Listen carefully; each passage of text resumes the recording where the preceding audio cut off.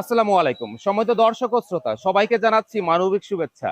দেখতে পাচ্ছেন আমার পিছনে পৌরসভার মালবাহী একটি গাড়ি আছে। এই গাড়িটা আসলে কি মাল উঠানো হয়? ময়লা বজ্র এগুলোই উঠানো হয়। আমাদের সাভার পৌরসভা নয়, শুধু সারা বাংলাদেশের যত পৌরসভা আছে এই পৌরসভার এই গাড়িগুলো ব্যবহার করা হয় প্রত্যেকটা মহল্লার ড্রেনেজের যে ময়লা সেই ময়লা পরিষ্কারের জন্য। দেখতে পাচ্ছেন যে পিছনে আমাদের পরিচ্ছন্নতা কর্মী তিনজন ভাই, তারা কঠিন পরিশ্রম করছে। এই ময়লাগুলো কোত্থেকে আসছে? এই ময়লাগুলো মূলত ড্রেন থেকে তোলা হয়েছে গত 2 দিন আগে। এই ময়লাগুলো কিভাবে হয়? এই ময়লা এই দেখেন মাটি, বালি, পলিথিন, বড় বড় বস্তা, বড় বড় কাগজ, তারপরে প্যাকেট, পলিথিন, তারপরে বড় বড় ড্রাম কিংবা পানির বোতল, বিভিন্ন ময়লা, বাসা বাড়ির যে ময়লাগুলো সেই ময়লাগুলোই মূলত ফেলানো হয় এই ড্রেনে। আমরা সবসময় দোষ দেই বৃষ্টি হলেই কেন জলাবদ্ধতা হয়, বৃষ্টি হলেই আমরা পোস্ট দেই একটি ভিডিও করে যে মিনি সমুদ্র সৈকতে চলে এসেছি। যারা যারা কক্সবাজার যেতে পারেননি আজকে চলে আসুন আমাদের এই মিনি সমুদ্র সৈকতে। আসলে এগুলো না করে আমরা সবাই যার যার নিজের বিবেক থেকে, নিজের মন থেকে একটু চিন্তা করে দেখুন যে এই বৃষ্টি হলে পানিটা কেন যায় না দ্রুত সময়ের ভিতরে। কারণটা হচ্ছে, যখন আমরা ময়লাটা ড্রেনের ভিতরে ফেলাই কিংবা ড্রেনের পাশে ফেলাই, এই বড় বড় পলিথিন গুলো ড্রেনের মাথায় গিয়ে সেখানে একটা কিন্তু নেট কিংবা জাল কিংবা একটা রড দেওয়া থাকে। যখন ড্রেন তৈরি করা হয়, যারা কন্ট্রাক্টর তারা কিন্তু একটা নেট দিয়ে থাকে, সেখানে এসে এই ময়লাগুলো জমা হয়ে যায়। তাৎক্ষণিকভাবে পানি নিষ্কাশনের আর ব্যবস্থা হয় না। দ্রুত সেই রাস্তায় পানি জমে যায় হাঁটু পর্যন্ত, কোথাও কোথাও গলা পর্যন্ত, কোমর পর্যন্ত। আমরা দোষ দেই পৌরসভার মেয়রকে, উপজেলা চেয়ারম্যানকে, জনপ্রতিনিধি, জনপ্রশাসন, সরকারকে গালি দেই। আমরা মিছিল, মিটিং, মানববন্ধন করি যে এই জলাবদ্ধতা দ্রুত পরিশোধন করা হোক কিংবা জলাবদ্ধতা দ্রুত নিরসন করা হোক। আমরা একটি জিনিস যদি সবাই নিজেরা যদি ভালো হয়ে যায় যে আমাদের ময়লাগুলো নির্দিষ্ট একটি স্থানে ফেলবো, পৌরসভার যে পরিচ্ছন্নতা কর্মী আছে তারা এসে এই ময়লাগুলো নিয়ে যাবে, তাহলে এই ড্রেন কখনোই জলাবদ্ধতা হবে না, ড্রেন কখনো ময়লা হবে না।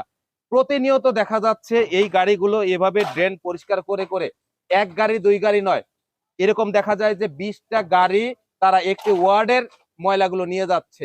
20 বার, সর্বনিম্ন 20টি গাড়ি এসে এরকম পৌরসভার ময়লা, একটা ওয়ার্ডের ময়লা নিয়ে যাচ্ছে। এই ময়লাগুলো কেন হচ্ছে?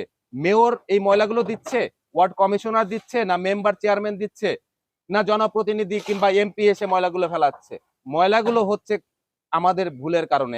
আমরা যখন ময়লাগুলো, বাসা বাড়ির যে ময়লা, পলিথিন, বজ্র, যেসব প্যাকেট জাত খাবার খেয়ে প্যাকেটগুলো ফেলে দিচ্ছে ড্রেনে, সাথে সাথে এই ড্রেনের ভিতরে গিয়ে একটি জায়গায় গিয়ে ময়লাটা নষ্ট হয়ে যাচ্ছে। আমরা আজকের থেকে সবাই প্রতিজ্ঞা করব আর কখনো ময়লা রাস্তায় ফেলবো না, যত্রতত্র ফেলবো না কিংবা ড্রেনের ভিতরে ফেলবো না। আমরা নির্দিষ্ট স্থানে ফেলবো এবং পৌরসভা পরিচ্ছন্নতা কর্মী এসে সেই ময়লাগুলো নিয়ে যাবে। তো বন্ধুরা, দেখতে পাচ্ছেন যে কিভাবে এই ময়লাগুলো হচ্ছে এবং এই ময়লাগুলো থেকে আরো কয়েকটি জিনিস আমরা স্বাস্থ্য হানি হয়, সেই জিনিসগুলো আমি তুলে ধরতেছি। এই ময়লা যখন তুলে রাখে, এই ময়লা দেখা যায় যে ভিজা অবস্থায় গাড়িতে তোলা সম্ভব নয়, তাহলে সারা রাস্তায় পানি কিংবা ময়লাটা পড়তে পড়তে যাবে। এই ময়লাটা তুলে রাখে 2 দিন কিংবা 3 দিন পরে কিংবা 1 দিন পরে ময়লাটা নিয়ে যায়, ময়লাটা শুকায়, শুকানোর পরে যখন বাতাস হয় এই ময়লা থেকে দুর্গন্ধ বের হয়, এই ময়লা থেকে ধুলাবালি বের হয়।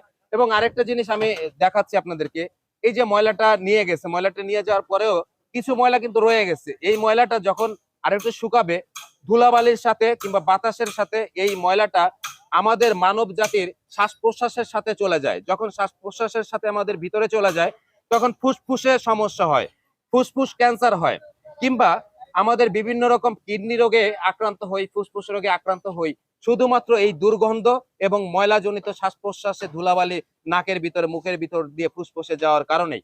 তো আমরা যদি ময়লা নিজেরাই যদি কন্ট্রোলে রাখি, নিজেরাই যদি নিজেদের বিবেকের তাড়না থেকে পরিষ্কার পরিচ্ছন্নতার দায়িত্ব নেই, তাহলে কিন্তু আমরা শুধু রাস্তাঘাট অপরিষ্কার নয়, আমরা আমাদের স্বাস্থ্যহানি থেকে নিজেকে রক্ষা করতে পারবো।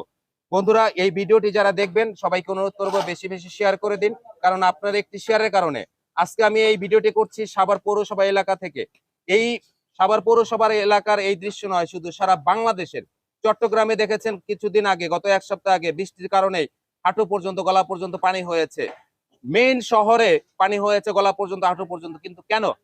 ড্রেন তো ঠিকই সরকার করে দিয়ে গেছে, কিংবা সরকার করছে, জনপ্রশাসন পৌরসভা কর্তৃপক্ষ কিন্তু ড্রেন করে যাচ্ছে, রাস্তা করে যাচ্ছে, কিন্তু নষ্ট করতেছি আমরাই।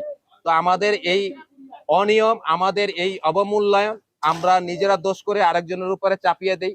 এই নিজের দোষ নিজের অন্যের উপরে চাপানো থেকে আজকের থেকে নিজেদেরকে রক্ষা করার দায়িত্ব আমাদেরই।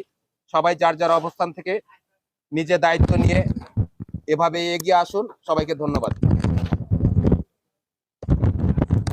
আমি একটু কথা বলবো এই সাভার পৌরসভার গাড়ি চালকের, তিনি প্রতিনিয়ত এভাবেই সাভার পৌরসভাকে ময়লা পরিষ্কার রেখে আমাদের জনগণের উপকার করে যাচ্ছে।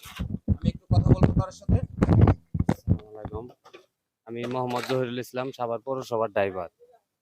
আমাদের এই ইন্সপেক্টর, আমাদের ডাক্তার ম্যাডামের এই সাভার পৌরসভায় যত যেখানে ড্রেনের ময়লা আছে আছে সব জায়গায় অভিযান চালায় সব ক্লিয়ার করতেছে। এখন আগে দেখছেন আপনারা ময়লা উঠাইলে অনেকদিন পরে থাকছে, এখন কোথাও এরকম কোন এই কেউ বলতে পারবে না যে আজকে ময়লা উঠাইছে কিংবা অনেকদিন পরে রয়েছে।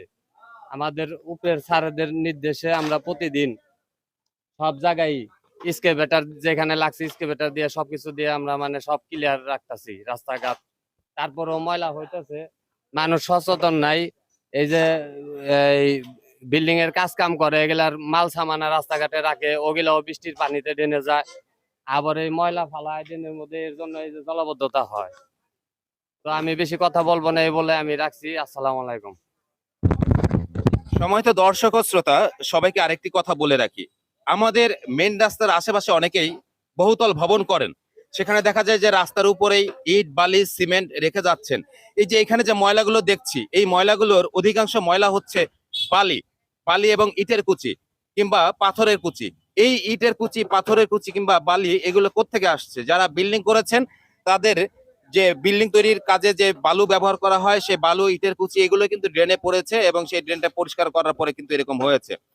শুধু জনগণকে আমি বলবো না, পৌরসভা কর্তৃপক্ষ যারা আছেন, প্রশাসনিক কর্তৃপক্ষ যারা আছেন, প্রত্যেকেই তদারকি করা উচিত। যারা রাস্তার পাশে বহুতল ভবন করবেন, বিল্ডিং করবেন, তারা যদি রাস্তা প্রতিবন্ধকতা সৃষ্টি করে এভাবে বিভিন্ন জায়গায় দেখা যায় যে ইট বালি সিমেন্ট রেখে দিচ্ছে রাস্তার উপরে, এগুলো দ্রুত আইনানুগ ভাবে তাদেরকে হস্তক্ষেপ করা উচিত। আইনানুগ ভাবে এই কার্যক্রমগুলো বন্ধ রাখা উচিত। তাহলে আমাদের এই ড্রেন পরিষ্কার থাকবে এবং বৃষ্টি হলেই খুব দ্রুত পানি নিষ্কাশনের ব্যবস্থা হবে। সবার সুস্বাস্থ্য ও দীর্ঘায়ু কামনা করে আজ এখানেই বিদায় নিচ্ছি। সবাই ভালো থাকবেন। আসসালামু আলাইকুম।